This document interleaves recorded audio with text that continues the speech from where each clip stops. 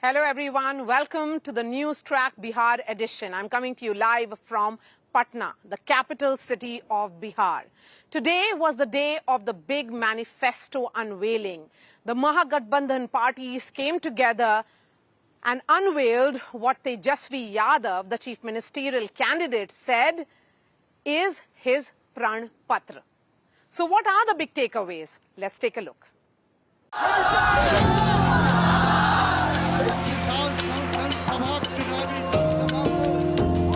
It's just over a week for the first vote to be cast in state of war Bihar. And after getting their alliance arithmetic in order, the next step for Bihar's bigwigs is to put forward their manifestos to the public. And getting off the blocks first was the Mahagathbandhan, releasing what it termed was Tejasvi's Pran Patra, a list of promises which the CM face insists are feasible and practical. एक एक घोषणा दिल से लिया हुआ प्रण है। अपने प्रण को प्राण झोंक करके भी हम लोगों को अगर पूरा करना पड़े तो अपने प्रण को हम लोग जो है पूरा करेंगे। But one promise that might actually be tough to implement is the stand on the Waqf, with the manifesto claiming that the contentious Waqf Amendment Act will be vetoed, even though it has been already passed in Parliament. Nevertheless, Tejasvi remains on the offensive, reiterating the claims he made to India Today that the NDA has no vision for Bihar. क्या vision होगा NDA का अगला 5 साल? क्या blueprint होगा? अभी तक उन लोगों ने घोषणा पत्र भी जारी नहीं की है। उनके पास विजन नहीं है, यानी साफ तौर पे हम कह सकते हैं कि एनडीए में जो लोग हैं वो सब विजनलेस लोग बैठे हुए हैं और आपस में लगता है सब कुछ ठीक ठाक नहीं है। And more importantly, the charge that Nitish Kumar will not be the chief minister even if the NDA wins again. हमारे नाम को जनता के सामने रखा, लेकिन आज तक अभी तक एनडीए की कोई ऐसी ऑफिशियल प्रेस कॉन्फ्रेंस या ऑफिशियल घोषणा नहीं हुई है कि भाई एनडीए का मुख्यमंत्री का चेहरा कौन होगा। But the NDA is not backing down in its counter, instead pointing out the conspicuous absence of Rahul Gandhi in the Mahagathbandhan manifesto launch. न राहुल गांधी का प्रण है तो फिर तो ये तो कमाल है साहब, महागठबंधन का प्रण है। हम तो एनडीए का मैनिफेस्टो रिलीज करते हैं, एनडीए का कार्यक्रम रिलीज करते हैं। तो ये जो प्रण की बात कर रहे हैं तो आपके पूर्व के प्रण का क्या हाल रहा है, ये तो हम सवाल पूछेंगे ना। Chirag Paswan ji, Upendra Kushwaha ji. All eyes are now on the NDA's manifesto that is supposed to be released on Thursday. With Maria Shakil, Bureau Report, India Today.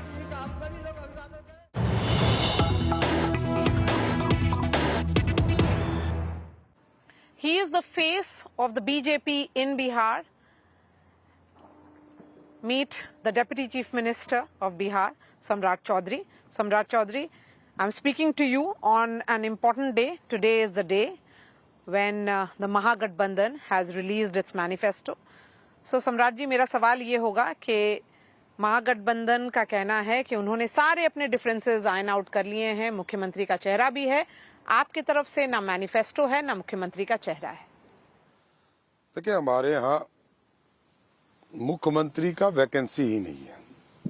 Nitish Kumar ji मुख्यमंत्री हैं, आज भी हैं और आगे भी रहेंगे। पहला तो क्लियर है, आगे भी रहेंगे, आगे भी रहेंगे जी। इसका मतलब क्या होगा कि अगर चुनाव में 14 तारीख को अगर आपके फेवर में रिजल्ट आता है तो? नहीं, नीतीश कुमार जी आज भी नेतृत्व कर रहे हैं सरकार का, कल भी करेंगे, कहीं कोई इशू नहीं है। इसलिए मैंने कहा वैकेंसी ही नहीं है। तब वैकेंसी होता तब तो कोई उम्मीदवार होते। हमारे एकदम स्पष्ट है, पूरा एनडीए इंटैक्ट है। भारतीय जनता पार्टी, चिराग पासवान जी, उपेंद्र कुशवाहा जी, जीतन मांझी जी, सबके साथ मिलकर बिहार में एनडीए की सरकार और एनडीए सरकार में मुखिया के तौर पर नीतीश कुमार। नेतृत्व करना चुनाव का एक होता है, सरकार का नेतृत्व और चुनाव का वही तो नेतृत्व मैंने में कहा, फर्क है। मैंने उसको थोड़ा और क्लियर किया कि सीएम का वैकेंसी ही नहीं है। तो नीतीश कुमार मुख्यमंत्री। दूसरा मैनिफेस्टो सब तैयार हो रही है, एक दो दिनों के अंदर पार्टी का कोई बड़ा चेहरा उसको लॉन्च करेंगे, इसमें कहीं दो मत। तेजस्वी यादव के मैनिफेस्टो में वही सब है जो अनाउंसमेंट्स वो करते आए हैं, जो उन्होंने बोला है कुछ दिनों में, और उनका कहना है कि पूरा रोड मैप वर्कड आउट है, और सवाल आपसे वो पूछ रहे हैं। नहीं, मेरा ये मानना है कि बिहार पीछे क्यों गया, बिहार बर्बाद क्यों हुआ। श्री बाबू जब तक बिहार के मुख्यमंत्री रहे, बिहार का जीडीपी रेट, बिहार की इकोनॉमी, बिहार का इंडस्ट्री बूम कर रहा था। कांग्रेस पार्टी 40 वर्षों तक बिहार को धीरे धीरे नीचे करते गई। उसके बाद लालू जी के समय पूरी तरह यह सिस्टम फेल कर गया, इंडस्ट्री भी खत्म हो गई, इकोनॉमी भी खत्म हो गया राज्य का। और ऐसा नहीं है कि बिहार में इंडस्ट्री नहीं था। जहां तक आप याद कीजिएगा कि 2000 के पहले जब बिहार नहीं बटा था तो टाटा भी यहीं था, बोकारो भी यहीं था, माइंस भी यहीं थे, लेकिन नेतृत्व नहीं था। नेतृत्व इसलिए मैंने कहा कि लालू जी एक बड़े नेता रहे लेकिन डेवलपमेंट ओरिएंटेड नहीं थे।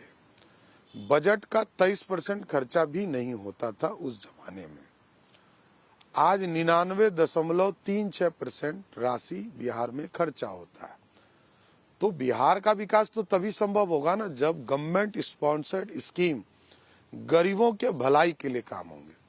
तो नीतीश कुमार जी का यूएसपी यही है, लालू जी का यूएसपी है कि वो कभी काम नहीं किए, और नीतीश जी का यूएसपी है कि इन्होंने डेवलपमेंट ओरिएंटेड काम किया, बेसिक नीड पहुंचाया और जनता तक डिलीवरी करने का काम। लेकिन सम्राट जी, वो नीतीश कुमार और लालू यादव जी का वक्त डिफरेंट था। 20 साल से नीतीश कुमार मुख्यमंत्री हैं। बिहार का डेवलपमेंट दूसरे स्टेट्स के कंपैरिजन में होना चाहिए। रेफरेंस पॉइंट बिहार तो नहीं हो सकता। बिहार का डेवलपमेंट यूपी के पॉइंट ऑफ व्यू से बताइए, या फिर नेबरिंग स्टेट्स के पॉइंट ऑफ व्यू से मैं बताइए। बता रहा हूँ, इसलिए बता रहा हूँ कि बिहार को इन लोगों ने ब्लॉक किया। यदि 55 साल कोई राज्य यदि ब्लॉक कर जाए तो अचानक बूम कैसे कर सकता है। बेसिक नीड्स नहीं पूरे हो पा रहे थे, ऊपर से खर्चा नहीं हो पा रहा था राज्य में। तो बिहार में जैसे अटल जी ने बिहार को पैकेज दिया, राबड़ी देवी जी बिहार के मुख्यमंत्री थे, वो खर्चा करने भी जब नीतीश जी स्वयं मुख्यमंत्री बनकर आए तो उस पैकेज को भी खर्चा करने का काम नीतीश कुमार की सरकार ने। और बिहार में 2020 तक सिर्फ बेसिक नीड पर काम होता रहा। 2020 के बाद इंडस्ट्री पर भी काम हुआ। जिस राज्य में इंडस्ट्री बैकफायर कर चुका था, आज बिहार के जीडीपी का 23% हिस्सा बिहार में इंडस्ट्री का पार्ट है, क्योंकि यहाँ सबसे ज्यादा बॉटलिंग प्लांट लग रहे हैं, इथेनॉल प्लांट लग रहे हैं, थर्मल पावर प्लांट लग चुका, ये डिलीवर हो चुका, ये इकोनॉमी का पार्ट है। यही तो दुर्भाग्य है कि देश की मीडिया, देश के लोग नहीं जानते। आप चले जाइए बक्सर में, आपको वहाँ कोको कोला मिलेगा, पेप्सी मिलेगा। आप चले जाइए बेगूसराय, फैक्ट्रीज खुल रही हैं और बंद खुल गए, बंद भी चल हो रहे नहीं, बंद नहीं हुए, कोई बंद नहीं हुए। आज हमको कोई बता रहा था कि आप लोग उद्घाटन करते हैं, उसके बाद फिर बंद हो जाता है। नहीं, वो राजद वाले लोग बता रहे होंगे, ऐसा एक भी एग्जाम्पल नहीं। तेजस्वी यादव ने जो महागठबंधन का मैनिफेस्टो है उसके बारे में कहा है कि ये तेजस्वी का प्रण पत्र है, और उन्होंने युवा को मोटिवेट करने की कोशिश की है। और जो उन्होंने अनाउंस किया है नौकरी, उसका भी उनका कहना है कि पूरा क्लैरिटी है कि कैसे वर्कआउट होगा। बताए तो देखिए, आपको मैं बता रहा हूं, 2,70,00,000 परिवार है बिहार में। आज के तारीख में लालू जी के अपने शासनकाल में 15 साल में 94,000 लोगों को सरकारी नौकरी मिली। नीतीश जी के 20 साल के शासनकाल में 18.5 लाख लोगों को सरकारी नौकरी। आज मोटा मोटी 22 लाख लोग सरकारी नौकरी में। इसका मतलब 2.5 करोड़ लोगों को सरकारी नौकरी देना है। तो 2.5, लेकिन 1 करोड़ तो आपने भी अनाउंस कर दिया। हमने कहा रोजगार प्लस सरकारी नौकरी। आज भी मैं बता रहा हूं कि 2.5 करोड़ लोगों को नौकरी देने के लिए कम से कम यदि वेतनमान आप देंगे तो कम से कम 12 लाख करोड़ रुपया सिर्फ एक स्कीम में लागू होगा। तो मेरा ये मानना है कि फाइनेंशियल स्थिति को भी समझना। एक ठीक है, अपनी अपनी पार्टी का एजेंडा है, घोषणा करते हैं। लालू जी घोषणा करने में माहिर रहे हैं, सब घोषणा करते रहे, कहे कि एक हीरोइन के गाल के तरह बिहार की सड़कें बना दूंगा, एक भी सड़क नहीं बना। ऊपर से कभी किसी इलाके में सड़क के लिए लालू जी नहीं जाने गए। तो घोषणा करने के लिए वो परिवार जाना जाता है, उसमें कोई दिक्कत नहीं है, जनता समझती। एक जो एस्पेक्ट है जिस पर तेजस्वी ने आज जो मैनिफेस्टो में मेंशन्ड है वो है वक्फ अमेंडमेंट बिल को वीटो किया जाएगा और वक्फ प्रॉपर्टीज ये इंश्योर किया जाएगा ट्रांसपेरेंसी रहे। ये बचकाना है।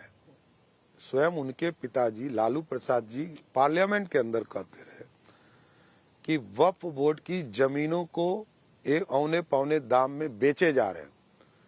एक भी संस्था बता दीजिए पूरे बिहार में जो वक्फ बोर्ड से चलता हो। मैं किसी का विरोधी नहीं, मेरा स्पष्ट मानना है कि जो काम धार्मिक हो वो धर्म के लोग ही करें और धार्मिक तौर पर उसकी व्यवस्था हो, उससे कल्याण हो, समाज का कल्याण हो, गरीबों का कल्याण हो, गरीब मुसलमानों का कल्याण हो, इसमें किसी को कोई दिक्कत नहीं।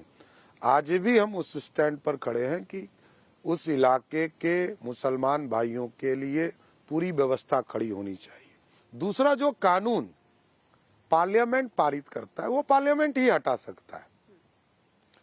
तो ये जो जनता को गुमराह कर रहे हैं कि वक्फ बोर्ड फाड़ देंगे, तो ये बात जानता है पूरा देश कि महिला बिल जब आया था तो लालू जी के आदेश पर ही महिला बिल फाड़ दिया गया और 20 साल इंतजार करना पड़ा लोकतंत्र में महिलाओं को।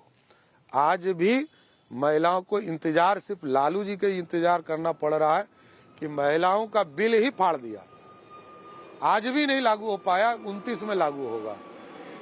तो इस सब के अपराधी तो लालू जी है और आज ये कह रहे हैं कि वक्फ बिल बोर्ड फाड़ देंगे। अरे तुमको हिम्मत क्या है, तुम्हारी औकात क्या है? तुम 4 सांसद वाले हो, तुम अपनी बात रखोगे, इसमें कहीं दो मत नहीं।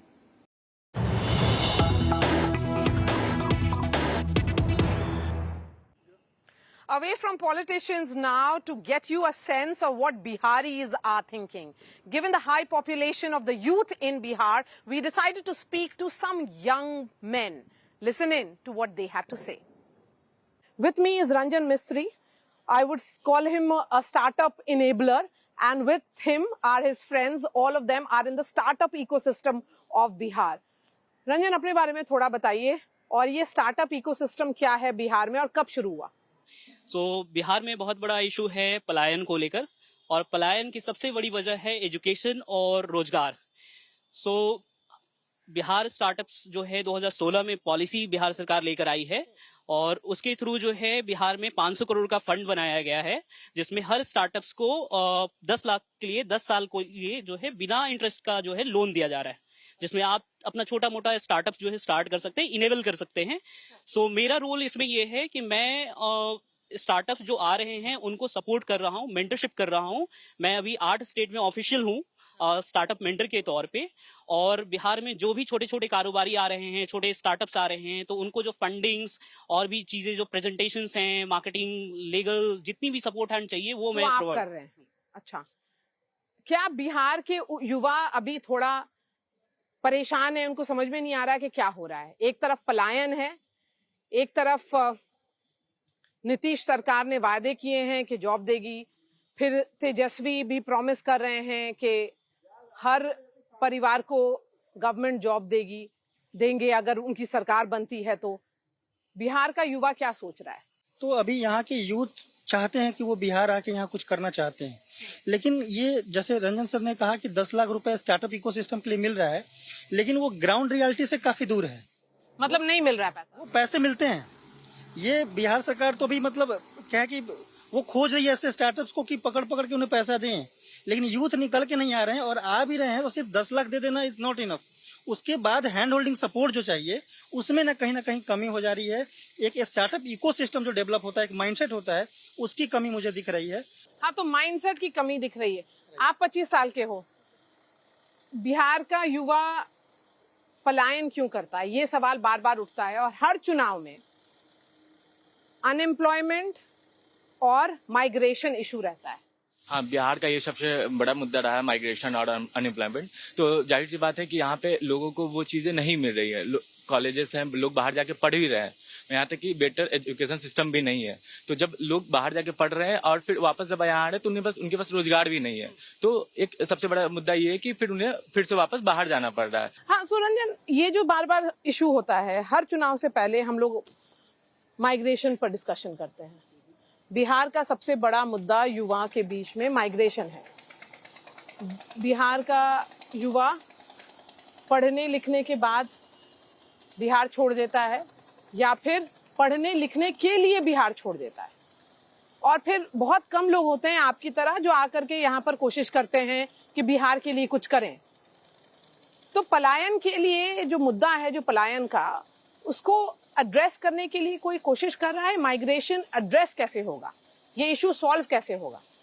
सरकार से ज्यादा जो है वो गवर्नमेंट बॉडीज और लोकल जो पीपल हैं उनका माइंडसेट या इकोसिस्टम्स में जैसे मैं एक एग्जांपल दे रहा हूं कि पिछले साल अगस्त 2024 में हमने हमारे पिताजी की एज जो है लगभग 88 साल के आसपास है, वो ब्लॉक गए और उनको परिमार्जन करानी थी जमीन की, क्योंकि टैक्स नहीं जा रहा है गवर्नमेंट को। और जब टैक्स के लिए वो जा रहे हैं तो उस समय परिमार्जन क्या हुआ, अभी तक नहीं हुआ। तो कई जगह पे क्या है कि इंडस्ट्रीज आ रही हैं, यूथ आ रहा है, लेकिन गवर्नमेंट बॉडीज के जो ऑफिसर्स हैं वो हैंड होल्ड नहीं कर पा रहे हैं। नहीं, सपोर्ट नहीं कर पा रहे का क्या मतलब हम समझे कि उनको समझ में नहीं आ रहा है कि क्या हो रहा है? उनको समझ में आ रहा है, बट सबको चाहिए घूस। घूस का जो सिस्टम है ना वो बहुत खराब है बिहार में। ब्राइबरी। अभी जैसे मुजफ्फरपुर का आपने एक बहुत बड़ा न्यूज 4-5 महीने पहले सुना होगा कि एक सेमीकंडक्टर की फैक्ट्री लगी और उनके यहाँ 1-2 हफ्ते से जो है इलेक्ट्रिसिटी नहीं पहुंची और वो डिपार्टमेंट को भेज रहे हैं और कोई सुनवाई नहीं है। और जब वो पब्लिक डोमेन में आए और मीडिया में कहते हैं तो लोग कहते हैं कि पब्लिसिटी के लिए चाहिए। जब आपके यहाँ 2 करोड़ 1.5 करोड़ का कोई इन्वेस्टमेंट कर रहा है तो उन्हें सपोर्ट हैंड चाहिए, रोड चाहिए, सड़कें चाहिए, उनको इलेक्ट्रिसिटी चाहिए। ऐसा नहीं है कि हर कोई जो बाहर से जो वेल सेटल है, जो बाहर से पैसे लेकर आ रहा है और इन्वेस्टमेंट कर रहा है, उनको ये किचकिच नहीं चाहिए। अब चर्चा करते हैं जो युवा हैं, युवा चेहरा तेजस्वी यादव, सम्राट चौधरी और प्रशांत किशोर, ये तीनों युवा नेता माने जा रहे हैं इस चुनाव में। किनसे उम्मीद है? बेसिकली उम्मीद तो कहा जाए तो मतलब सबके पास ठीक है, सब लोग अपने अपने अच्छे अच्छे वादे कर रहे हैं, बट दिक्कत क्या है कि मतलब उन पे भरोसा किस पे किया जाए, ये थोड़ा सा वो होगा कि मतलब वो इफेक्टिव वे में बात नहीं कर रहे हैं। अभी अगर हम रिसेंट में अगर देखते हैं तो प्रशांत किशोर जिस तरीके से बैकआउट कर गए इलेक्शन से कि फाइट नहीं करेंगे तो सीएम तो वो बनेंगे नहीं। सो अभी हमारे पास जो ऑप्शन दिखता है वो अब तेजस्वी यादव एक दिख रहे हैं सीएम कैंडिडेट के तौर पे। अब सम्राट चौधरी की हम लोग बात नहीं कर, बीजेपी यहाँ पे गवर्नमेंट अभी वो सीएम वाले पार्ट पे प्ले ही नहीं कर रही है। तो हमारे पास एक ही ऑप्शन जो यूथ के पास दिख रहा है अभी कि स्टेबल फॉर्म में, तो वो तेजस्वी दिख रहे हैं। नहीं तो बिहार का यूथ आज भी क्या जात के ग्राउंड पर वोट देगा? बिहार है और जाति की बात ना हो तो ये मतलब बेमानी हो जाएगी। ये इतना पेंट्रेट है बिहार में, इतना ज्यादा पेंट्रेट है, लेकिन जब से प्रशांत किशोर आए हैं तो मुझे ये नहीं पता कि वो कितनी राजनीति में कहाँ तक पहुंचेंगे, बिहार को कहाँ तक ले जाएंगे, लेकिन उन्होंने जो मुद्दे छेड़े हैं वो लोगों के दिमाग में एक तरह से घर कर गया है। इसमें एक जो चीजें हैं ना प्रशांत किशोर को लेकर, उनका जो मेजर वोट बैंक है वो बाहर वाले लोग हैं जो बाहर माइग्रेट कर चुके हैं। क्योंकि ये जो बाहर में जो युवा जा रहे हैं या जो लोग काम करने जा रहे हैं या पढ़ने जा रहे हैं, उनके पास टीवी नहीं है, उनके पास फोन है। क्योंकि वो कमाने जा रहे हैं, उनको 12,000 रुपए मिलती हैं, 10,000 रुपए मिलते हैं, यही कमाते हैं, तो उनके पास फोन है और इनका पेनिट्रेशन है फोन पे। तो वो पिछले 3 साल से उनको फोन पे देख रहे हैं। वो जो अभी जैसे गुजरात में अभी लोग वापस आ रहे हैं छठ पे, या जो लोग आए हैं, अगर वो 15, 16, 20 तारीख तक, 16 तारीख तक अगर टिक जाते हैं इलेक्शन तक, तो हो सकता है कि उनको 150 से ऊपर सीट आए, क्योंकि वो बहुत मास लेवल में माइग्रेशन है। बट उसमें भी एक हिस्सा है कि लोग थोड़ा तो कास्ट देखेंगे ही देखेंगे, क्योंकि कई बार लोगों को यहाँ पे ये चीजें हैं कि हमारे यहाँ एमएलए जो है हमारी जाति का है नहीं है, हमारे मुंडन पे आएगा नहीं आएगा, शादी में आएगा नहीं आएगा, उस हिसाब से लोग जो हैं उसको देते हैं वोट। मुख्यमंत्री बनाने का चुनाव है या एमएलए बनाने का चुनाव? एमएलए बनाने का चुनाव।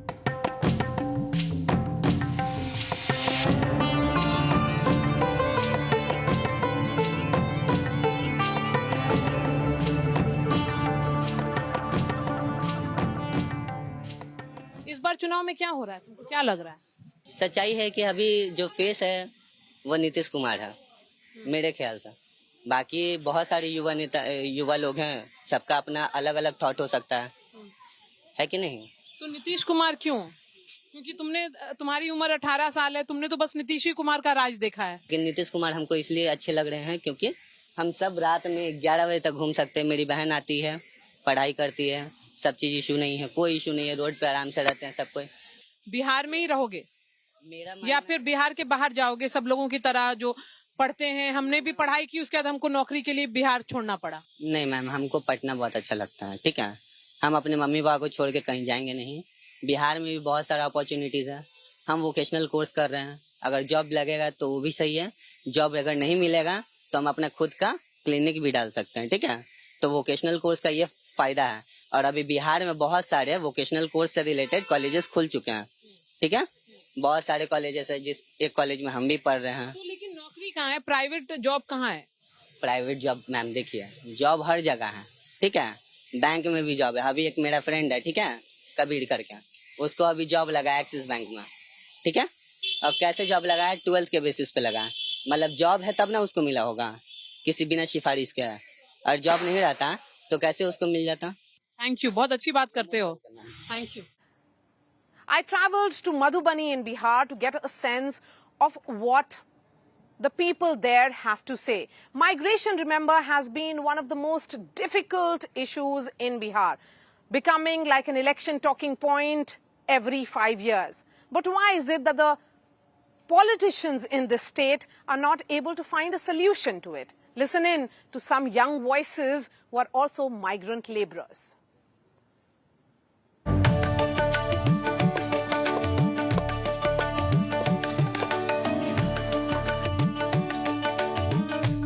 इस बार चुनाव में युवा क्या सोच रहा है? युवा यही सोच रहे हैं कि हम अपनी नया सरकार बदलेंगे, हमारा भविष्य बदलेगा। आप देख ही रहो कि हम लोग इतना मेहनत कर रहे हैं, हमारा इसमें मजदूरी नहीं मिल रहा है, हमारे पास गरीबी है, तभी तो इतना हम झेल रहे हैं। कहीं भी प्रदेश जाते कमाने के लिए, जहाँ तक प्रदेश में हमें 2-4 हमें गालियाँ खाने को मिलता है, हमें इतना मजदूरी नहीं मिलता है। तो इस बार क्या सोच रहे हैं आप? हम तो जो ज्यादा से ज्यादा अच्छे से अच्छे नेताओं को चुने, उसमें साथ में बदलाव करे कि महंगाई आइटम पर कंट्रोल करे, ईमानदारी से सामान दे। हम तो यही सोच रहे हैं, भले सरकार कोई भी हो, हमारा भविष्य बदले। जो हमारे जो गरीबी है ना, वो हमारा गरीबी बदले। जैसे हम प्रदेश जाते हैं, 10 से 15 हजार रुपए की सैलरी आता है, हमारे वहाँ मुश्किल से घर वाले को 500 करते हैं। मैं तो दिल्ली काम करता हूँ। दिल्ली में? जी, मैं दिल्ली में खुद करता हूँ। मैं वहाँ का देखा हूँ, मुश्किल से 10 से 15 हजार की नौकरी मिलती है हमें। 12 घंटा ड्यूटी करो, इसमें रूम रेंट मतलब काट कूट के हमें घर वालों कम से कम 6 या 7 हजार बचता है। अगर मैं सरकार से यही दरखास्त करता हूँ, यही काम अगर हमें बिहार में मिल जाए ना, इससे बड़ा कोई चीज नहीं होगा हमें, क्योंकि हम अपना प्रदेश में ही रहेंगे, अपने बीवी बच्चे के साथ रहेंगे, और इससे बढ़िया हमें अपनी गांव में रहेगा। सही। तो इस बार सरकार, आप लोग वोट देने के लिए आए हैं, यहाँ पर रहिएगा, वोट कर देके, वोट देके जाइएगा। किसके, कौन लगता है कि नेता ऐसा है जो तुम्हारा भविष्य सुधारेगा? इस बार जब लग रहा है कि जन स्वराज अच्छा होगा। आपको क्या लगता है कौन सुधारेगा? हमें तो एक नरेंद्र मोदी पे भरोसा है, बस वही हमारा बिहार की संभाल सकता है। तेजस्वी यादव? नहीं, सॉरी, तेजस्वी यादव हमें आज से नहीं, कभी से हमें पसंद नहीं है। क्यों? बस हमें पता है ना, इसकी राज में गुंडागर्दी, महंगाई ज्यादा है। 10 साल से ज्ञान है, जिस तरह से महंगाई बढ़ती जा रहे हैं, उस तरह से हम लोग बीजेपी से कुछ नाराज है, कुछ खुशी भी है।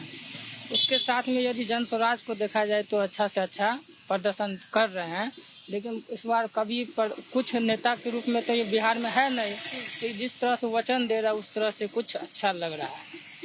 इसलिए इस बार जन स्वराज का पार्टी रखेंगे हम लोग। ठीक, चलो, थैंक यू।